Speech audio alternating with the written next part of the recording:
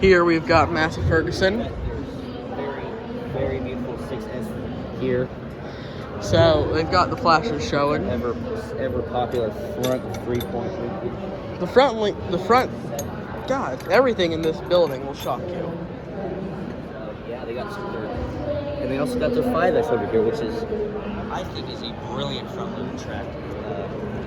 It's got the smaller front so you don't hit everything. It has the quickie front loader with the toolbox, which is what you're going to need if you have a quickie. No pun intended there. Yes, there was. And over here you've got the baler. They're a round baler. Then here you have the square baler, small square baler, the head by Heston. This is a lot different from ours. It's got why does it have a cultivator on it also? That's just the stand for that roaster right there. And here's where you can place all your twine. A lot of mechanics that can go wrong on one of those.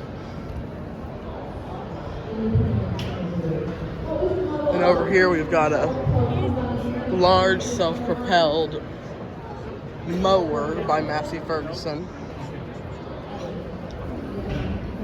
This you can see. This one mows. You hook that up front and it'll mow everything.